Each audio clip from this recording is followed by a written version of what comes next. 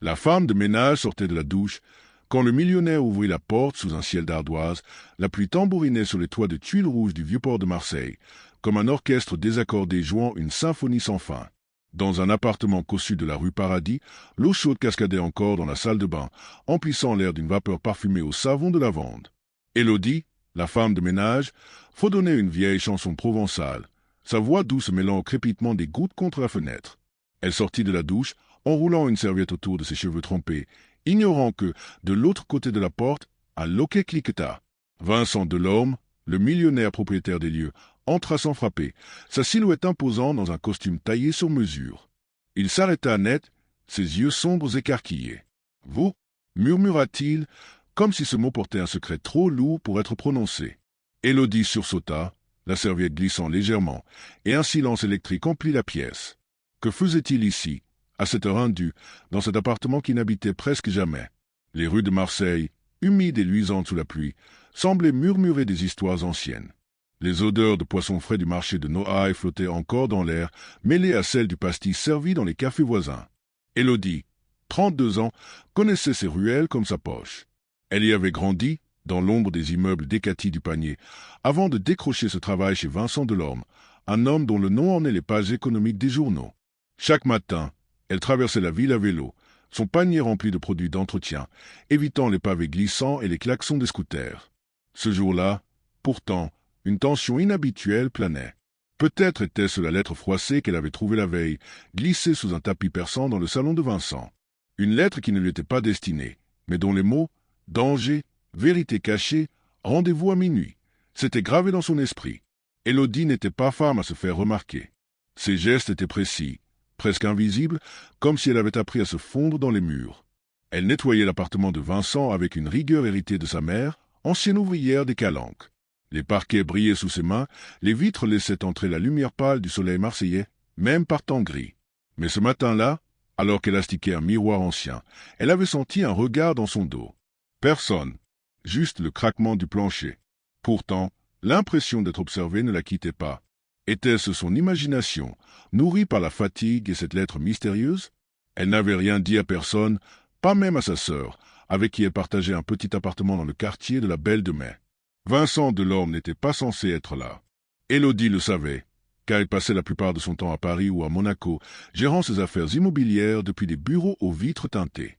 Pourtant, il était là, debout dans l'embrasure de la salle de bain, son regard oscillant de surprise et quelque chose de plus indéchiffrable. Je ne savais pas que vous seriez là, monsieur Delorme, balbutia Élodie, serrant la serviette contre elle. Il ne répondit pas tout de suite, ses yeux glissant vers la lettre qu'elle avait laissée sur le rebord du lavabo. « Vous l'avez lu » demanda-t-il d'une voix basse, presque menaçante. Élodie sentit son cœur s'accélérer. Elle hocha la tête, incapable de mentir. Les mots de la lettre dansaient encore dans sa tête. Si quelqu'un découvre la vérité, tout s'effondre. Vincent s'approcha, son parfum boisé envahissant l'espace. « Vous n'auriez pas dû, Élodie. » La vapeur de la salle de bain semblait s'épaissir, rendant l'air irrespirable. Élodie recula d'un pas, heurtant le mur carrelé. « Je n'ai rien dit à personne, » murmura-t-elle, sa voix tremblante malgré elle. Vincent s'arrêta à quelques centimètres, son visage impassible mais ses yeux brûlants d'une intensité qu'elle ne lui connaissait pas. « Ce n'est pas une question de dire, Élodie, c'est une question de savoir. » Il tendit la main vers la lettre, ses doigts effleurant le papier humide. Élodie sentit un frisson glacé parcourir son dos. Elle n'avait jamais vu cet homme autrement que distant, presque mécanique. Mais là, il semblait différent. Dangereux? Désespéré? Vous ne comprenez pas ce que vous avez trouvé, ajouta-t-il, froissant la lettre dans sa main. Dehors, un coup de tonnerre fit trembler les vitres, comme si le ciel lui-même soulignait l'urgence du moment. Élodie connaissait les rumeurs. Vincent Delorme, l'homme qui avait bâti un empire immobilier à partir de rien, traînait une réputation sulfureuse. On parlait de partenaires disparus, de contrats signés sous pression, de secrets bien gardés dans les hautes sphères marseillaises. Mais pour Élodie, ce n'était que des histoires. Jusqu'à hier, jusqu'à cette lettre, elle l'avait trouvée par hasard, en déplaçant un meuble pour nettoyer. Les mots, écrits à la main, semblaient précipités, comme griffonnés dans l'urgence. Minuit, quai des Belges. Ne dis rien à personne. La vérité doit rester enterrée. Élodie n'avait pas pu s'empêcher de la lire, et maintenant, Face à Vincent, elle se demandait si cette curiosité serait sa perte. Pourquoi cette lettre était-elle cachée, demanda-t-elle, sa voix plus assurée qu'elle ne l'était vraiment. Vincent esquissa un sourire, mais il n'avait rien d'amical. Parce que certaines vérités, Élodie, ne sont pas faites pour être découvertes. Vincent s'appuya contre le chambranle, bloquant la sortie. Vous êtes une femme intelligente, Élodie, discrète. C'est pour ça que je vous ai embauchée.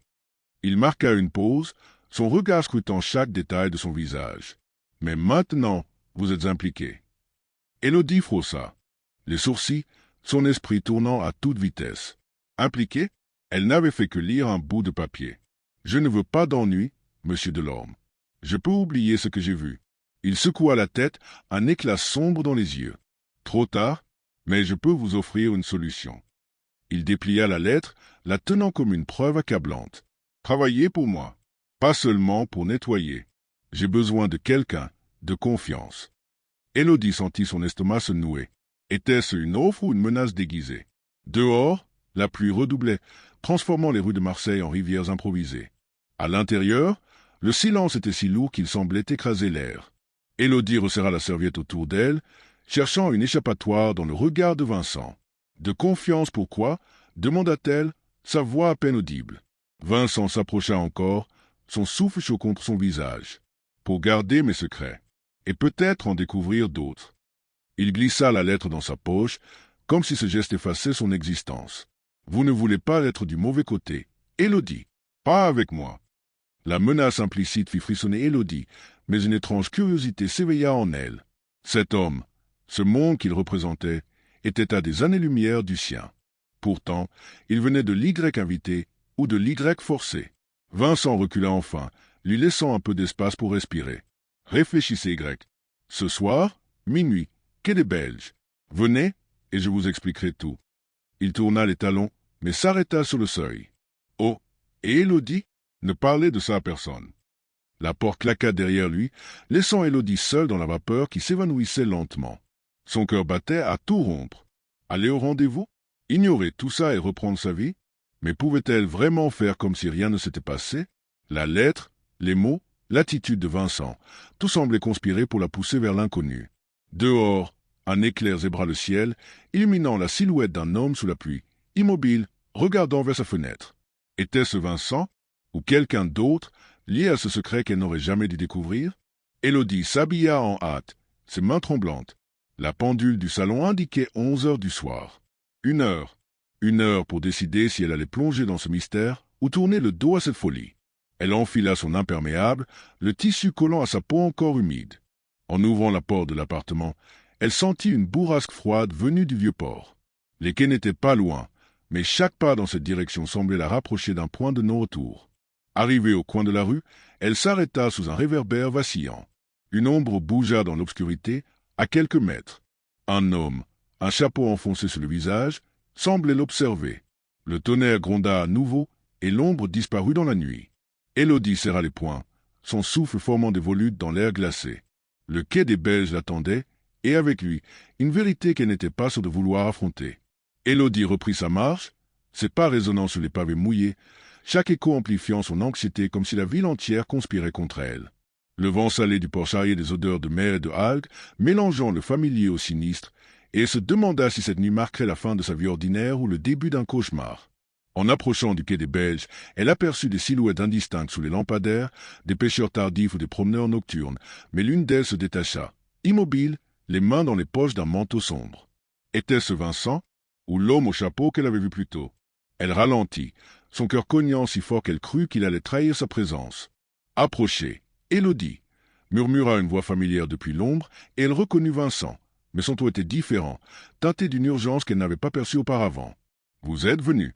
Bien, mais nous n'avons pas beaucoup de temps. » Vincent l'entraîna vers un banc isolé, à l'abri des regards indiscrets, où les vagues clapotaient contre les quais comme un rythme incessant de secrets enfouis. Il s'assit, invitant Élodie à faire de même, et sortit une enveloppe de sa poche, plus épaisse que la lettre précédente, scellée d'un cachet rouge qui ressemblait à un emblème ancien. « Ceci est pour vous, si vous acceptez, » dit-il d'une voix basse, ses yeux scrutant les alentours comme s'il craignait une surveillance invisible. Élodie hésita, ses doigts effleurant l'enveloppe, sentant le papier épais et froid sous la pluie fine qui persistait. « Qu'est-ce que c'est » demanda-t-elle, sa curiosité l'emportant sur la peur. Vincent esquissa un sourire énigmatique. Des réponses et des questions. Mais une fois ouverte, il n'y aura pas de retour en arrière. Elle sentit un frisson la traverser, se demandant si se cachait une fortune ou un piège mortel. Alors qu'elle débattait intérieurement, un bruit de pas se fit entendre derrière eux, lourd et délibéré, faisant sursauter Élodie qui se tourna vivement. Un homme émergea de l'ombre, le même chapeau enfoncé sur les yeux, une cigarette allumée pendant à ses lèvres. Vincent se raidit, sa main se posant instinctivement sur l'enveloppe. « Qui est-ce » chuchota Élodie, son pouce accélérant. « Un allié ou un ennemi ?»« C'est ce que nous allons découvrir, » répondit Vincent, sa voix tendue comme un fil prêt à rompre. L'homme s'approcha, s'arrêtant à quelques pas, et retira son chapeau, révélant un visage marqué par les ans, avec une cicatrice traversant sa joue droite. « Delorme, vous jouez un jeu dangereux en impliquant une innocente, grogna-t-il, son accent trahissant des origines lyonnaises, peut-être un lien avec les affaires de Vincent dans cette ville. Élodie se sentit piégée, coincée entre deux mondes qu'elle ne comprenait pas. Vincent se leva, faisant face à l'inconnu avec une assurance feinte. « Jacques, vous savez pourquoi je fais ça. La vérité ne peut plus rester enterrée. » Jacques ricana, jetant sa cigarette dans une flaque où elle s'éteignait avec un sifflement. « La vérité, c'est un poison, Delorme. Et elle, il pointa Élodie du doigt, elle n'a rien à faire là-dedans. Rentrez chez vous, mademoiselle, avant que les calanques ne deviennent votre tombe. » Élodie sentit un froid glacial l'envahir, les calanques de Marseille évoquant pour elle des souvenirs d'enfants joyeux, mais maintenant teints d'une menace sinistre. « De quoi parlez-vous » intervint-elle, sa voix plus ferme qu'elle ne l'aurait cru possible. Jacques la regarda, ses yeux plissés. « D'un scandale qui a englouti des vies. Votre employeur n'est pas l'homme qu'il prétend être. » Vincent posa une main sur l'épaule d'Élodie, un geste protecteur ou possessif. Elle n'aurait su dire. « Ignorez-le, Élodie. Jacques est un fantôme du passé, un partenaire évincé qui cherche vengeance. » Jacques éclata d'un rire amer, échoant dans la nuit comme un avertissement. « Partenaire évincé? C'est ainsi que vous appelez ça? Après Bordeaux? Après ce qui s'est passé là-bas ?» Élodie fronça les sourcils, Bordeaux évoquant pour elle des vins fins et des châteaux, mais maintenant associé à un mystère sombre. « Qu'est-ce qui s'est passé à Bordeaux ?» demanda-t-elle, tournant son regard vers Vincent qui pâlit légèrement sous la lumière jaunâtre du quai. « Rien qui vous concerne, pour l'instant, » répondit-il évasivement, mais ses yeux trahissaient une faille, une peur qu'il tentait de masquer. Jacques s'approcha plus près, son souffle chargé d'odeur de tabac froid. « Demandez-lui pour la disparition de Marie, sa soi-disant associée, ou pour les comptes offshore à Monaco. » Vincent serra les poings, sa voix montant d'un ton. « Assez. Vous n'avez aucune preuve, Jacques. C'est pour ça que vous rôdez dans l'ombre comme un rat. » Élodie recula instinctivement. Sentant la tension escalader, les vagues du port semblant se faire plus violentes, comme si la mer elle-même réagissait à ce conflit. Elle se demanda si elle devait fuir, retourner à sa vie simple dans le panier, mais une partie d'elle, curieuse et imprudente, voulait en savoir plus. « Marie? Qui est Marie » insista-t-elle, sa question suspendue dans l'air humide. Vincent soupira, jetant un regard furtif autour d'eux. Marie était une amie, une partenaire en affaires. Elle a disparu il y a des années, lors d'un voyage à Toulouse. Mais ce n'est pas ce que vous pensez. Jacques secoua la tête, un sourire narquois aux lèvres. Disparu? C'est un euphémisme. Et Toulouse n'était que le début. Demandez-lui pour les documents cachés dans son appartement, ce que vous avez peut-être effleuré en nettoyant. Élodie sentit son estomac se retourner. La lettre n'était donc que la pointe de l'iceberg. Elle se tourna vers Vincent. « Est-ce vrai? Y a-t-il plus que cette lettre ?» Vincent hésita, puis hocha la tête imperceptiblement. « Oui, mais pas ici. Pas maintenant. Suivez-moi, et je vous montrerai. » Soudain, un bruit de sirène au loin brisa le silence, des lumières bleues clignotant à l'horizon, approchant du vieux port. Jacques remit son chapeau, reculant dans l'ombre. « La police? Vous avez appelé les flics? Delorme ?» Vincent jura sous son souffle. « Non, ce n'est pas moi. Quelqu'un nous a trahis. » Élodie paniqua, ses yeux dartant vers les quais où des ombres semblaient se multiplier. « Qu'est-ce qu'on fait » demanda-t-elle, sa voix chevrotante. Vincent la saisit par le bras. « Courez, vers la Canebière. Il y a un café où nous pourrons nous cacher. » Ils s'élancèrent, la pluie battant le visage, laissant Jacques derrière eux, son rire résonnant comme un mauvais présage. En traversant les ruelles étroites de Marseille, Élodie sentait ses poumons brûler, chaque pas amplifiant le doute en elle. Vincent la guidait, sa main ferme sur son poignet, mais elle se demanda si elle n'était pas en train de s'enfoncer plus profondément dans un piège. Ils atteignirent un petit café discret sur la Canebière, au volet mi-clos, où l'odeur de café fort et de croissant se mêlait à celle de la pluie. Vincent poussa la porte, saluant le barman d'un signe de tête. « 2 espressos, vite !» commanda-t-il, entraînant Élodie vers une table au fond. Une fois assis, il sortit l'enveloppe à nouveau. « Ouvrez-la. Voyez par vous-même. » Élodie déchira le seau, révélant des photos jaunies et des documents froissés, montrant Vincent plus jeune, aux côtés d'une femme élégante mariée, sans doute dans les rues de Lyon. Les photos montraient des sourires complices, mais les documents parlaient d'autre chose, des transferts d'argent suspects, des noms codés et une mention récurrente à « Projet Calanque ». Élodie leva les yeux vers Vincent. « Qu'est-ce que c'est que ce projet ?» Il se pencha en avant, sa voix murmure. « Un investissement qui a mal tourné, impliquant des politiciens à Paris. Marie a découvert quelque chose, et elle a payé le prix. » Élodie sentit un vertige l'envahir. « Payer le prix? Vous voulez dire ?» Vincent hocha la tête sombrement. « Assassiné. Mais pas par moi, par ceux qui protègent le secret. » Dehors, la pluie avait cessé, mais un nouveau bruit se fit entendre, des pas pressés approchant du café. Le barman cria soudain. « Ils arrivent. Sortez par l'arrière. » Vincent se leva d'un bond, attrapant les documents. « Venez, Élodie. Nous devons aller à mon bureau à Andoum. Là-bas, j'ai des preuves. » Élodie hésita, mais les sirènes plus proches la décidèrent. Ils filèrent par la cuisine, débouchant dans une allée sombre où une voiture noire les attendait, moteur ronronnant. « Montez !» ordonna Vincent, mais en s'approchant, Élodie vit le conducteur, Jacques, un pistolet à la main. « Surprise ?» dit-il avec un sourire froid. Vincent jura. « Traître ?» Élodie recula, piégée entre les deux hommes, se demandant qui était l'allié et qui l'ennemi. Jacques pointa l'arme vers Vincent. « Donnez-moi les documents. Delorme. Ou elle meurt. » Élodie sentit la terreur l'envahir, ses jambes flageolantes. Vincent hésita, puis tendit l'enveloppe. « Prenez-la, mais laissez-la partir. » Jacques rit. Trop tard, elle en sait trop maintenant. Il fit signe à Élodie de monter dans la voiture. « Nous allons à Bordeaux. » C'est là que tout a commencé. Vincent tenta un mouvement, mais Jacques tira un coup de semonce, la balle ricochant sur le mur. Élodie hurla, et Vincent s'effondra, touché à l'épaule. « Courez, Élodie !» cria-t-il, mais Jacques la saisit, la forçant dans le véhicule. La voiture démarra en trombe, traversant les rues de Marseille vers l'autoroute, laissant Vincent blessé derrière eux.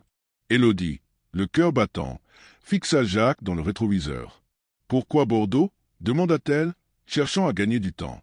Il sourit. « Parce que c'est là que Marie a caché la preuve ultime. Un coffre dans une banque ancienne. Et vous, ma chère, allez m'aider à l'ouvrir. » Élodie réalisa alors qu'elle était la clé, peut-être à cause de quelque chose qu'elle avait vu sans le savoir dans l'appartement. Les lumières de la ville s'estompèrent, remplacées par l'obscurité de la campagne provençale, et elle se demanda si elle reverrait un jour Marseille. En route, Jacques parla, sa voix monotone révélant des fragments du puzzle. Delorme et Marie étaient amants, pas seulement partenaires. Ils ont fraudé des millions, impliquant des maires de Toulouse et Lyon. Élodie écoutait, assemblant les pièces, la lettre, les photos, le projet Calanque qui n'était qu'une façade pour du blanchiment. « Et vous ?»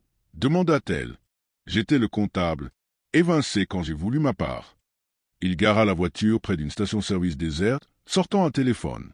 Un appel, et tout s'arrête. Ou vous coopérez. Élodie vit une opportunité, un couteau de poche dans la boîte à gants, mais hésita. Soudain, des phares apparurent au loin, approchant rapidement. Jacques jura, remettant le moteur en marche.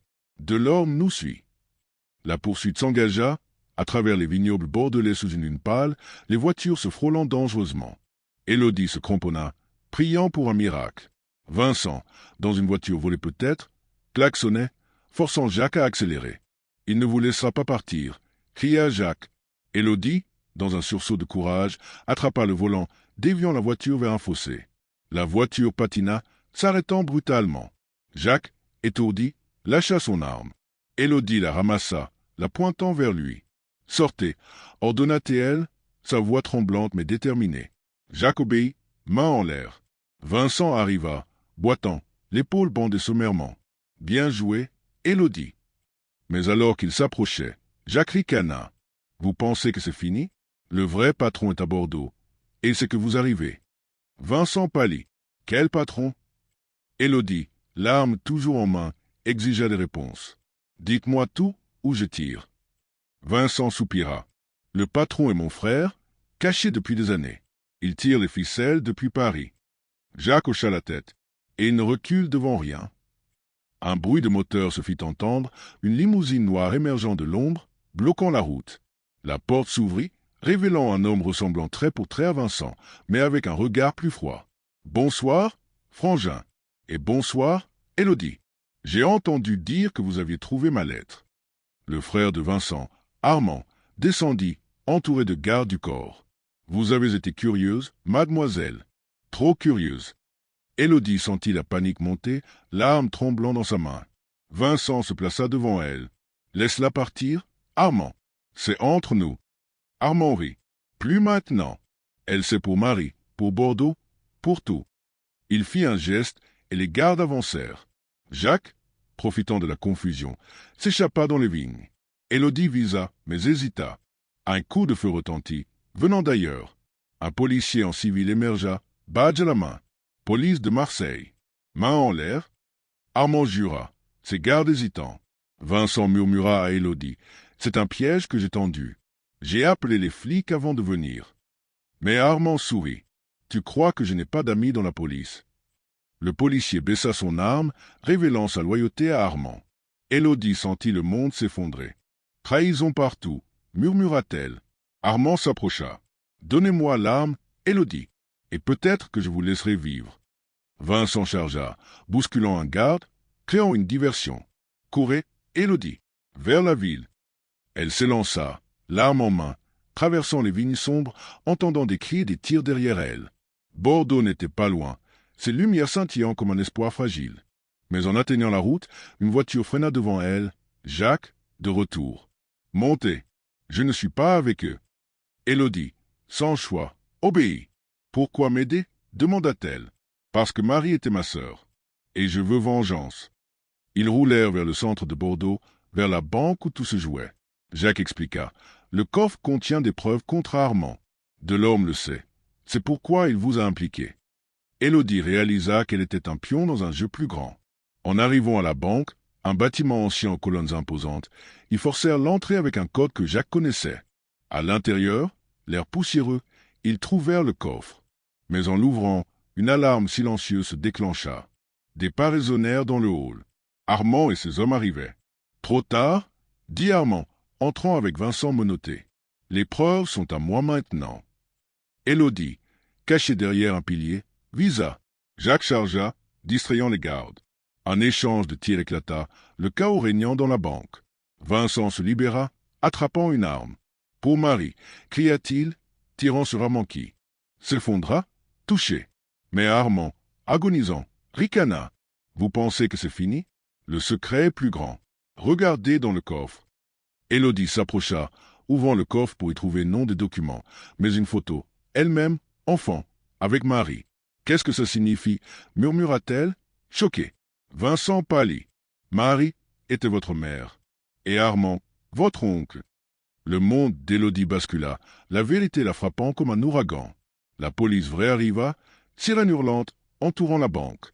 Jacques fut arrêté, Vincent menotté à nouveau. Élodie, tenant la photo, fut interrogée. Mais Armand, avant de mourir, murmura « Il y a plus » à Toulouse. Élodie, libérée provisoirement, rentra à Marseille, mais le doute persistait. Était-ce la fin ou le début d'un plus grand mystère? De retour dans son appartement de la Belle de Mai, Élodie ne pouvait dormir, la photo la hantant. Un coup à la porte la fit sursauter.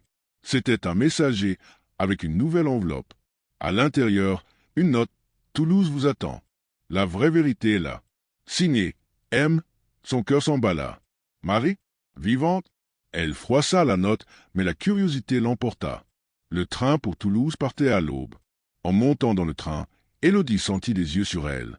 Un homme au fond du wagon, ressemblant à Jacques. Ou était-ce une illusion?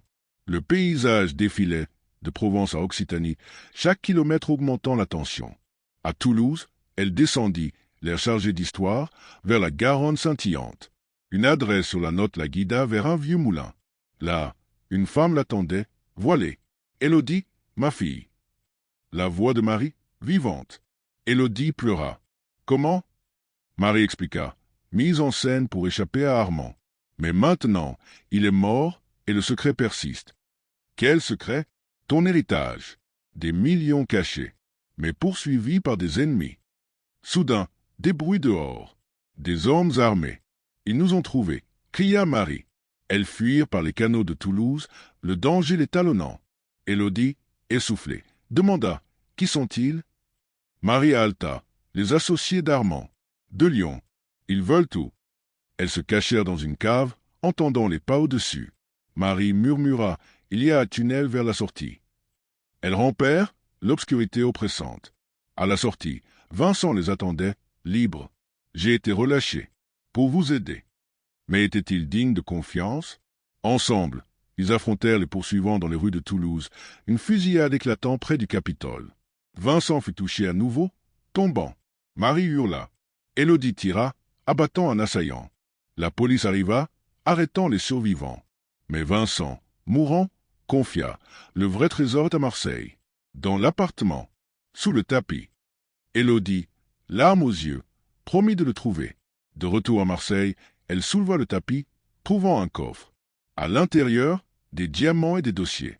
Ouvrant un dossier, elle lut son adoption, Marie comme mère biologique, Vincent comme père. Le choc la figea. Était-ce vrai? Un bruit à la porte, Marie entra. Oui, ma chérie, nous sommes une famille. Mais le danger n'est pas fini. Un appel téléphonique sonna. Une voix anonyme. Vous avez les diamants. Livrez-les ou mourrez. Rendez-vous au Calanque à l'aube. Élodie serra le coffre. La tension culminait. Allait-elle obéir ou lutter? L'aube approchait, les Calanques de Marseille baignaient d'une lumière rosée, mais porteuse d'une menace imminente. Élodie, avec Marie, marcha vers le rendez-vous, le coffre en main, sentant des ombres les suivre. Un homme émergea, masqué. Donnez-le. Mais en tendant le coffre, Élodie vit un tatouage, le même que sur la photo de Jacques. Trahison encore? Le masque tomba. Jacques, vivant. Pour Marie, dit-il, mais ses yeux trahissaient la cupidité. Marie cria. Non. Un lutte s'ensuivit, le coffre tombant dans l'eau.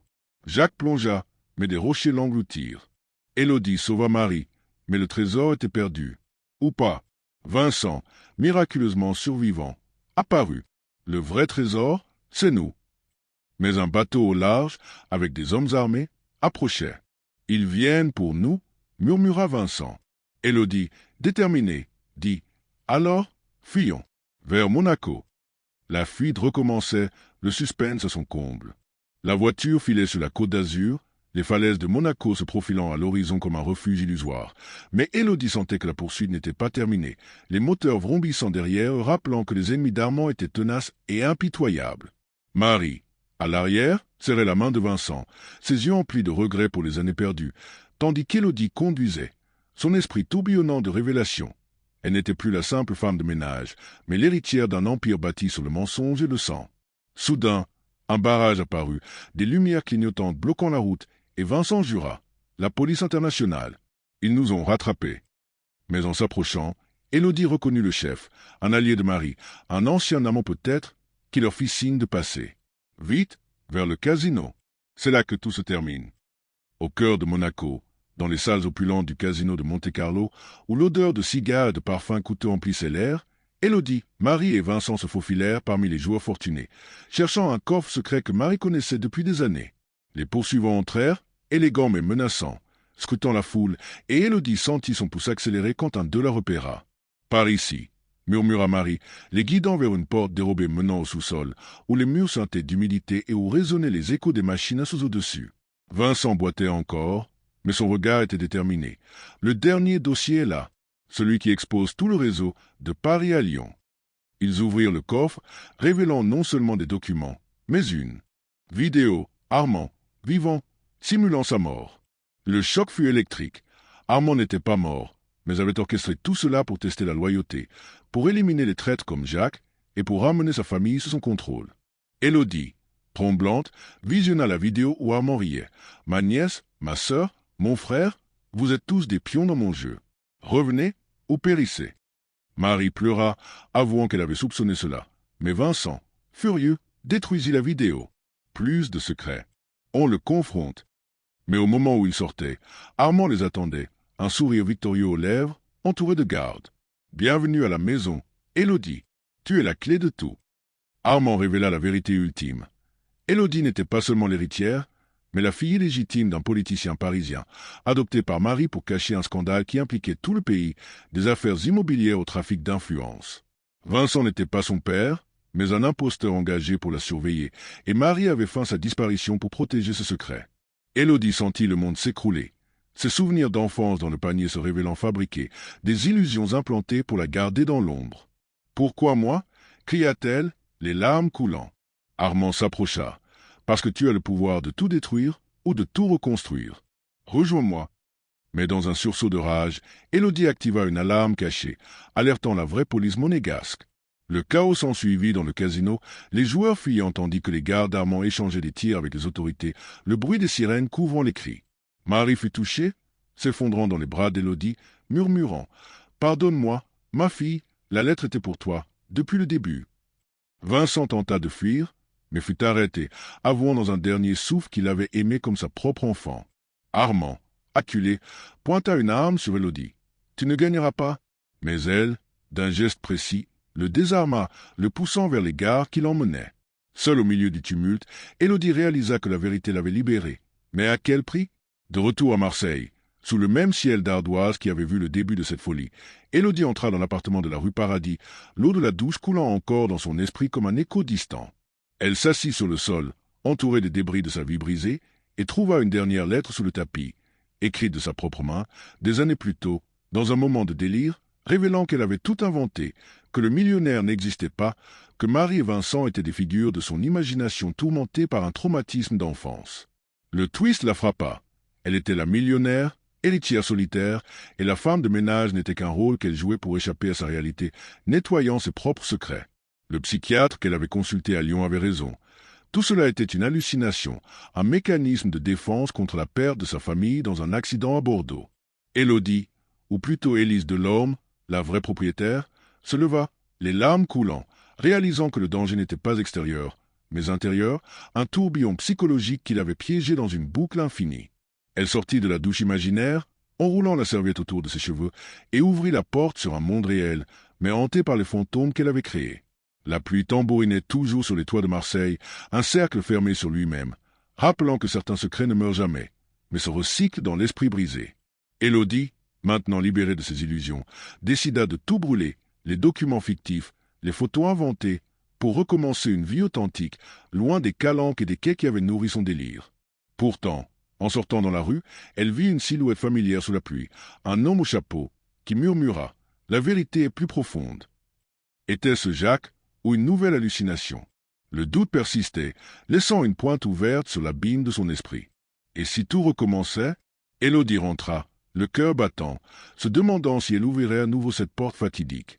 Abonnez-vous à la chaîne pour découvrir plus d'histoires mystérieuses et des twists inattendus qui vous tiendront en haleine jusqu'à la fin.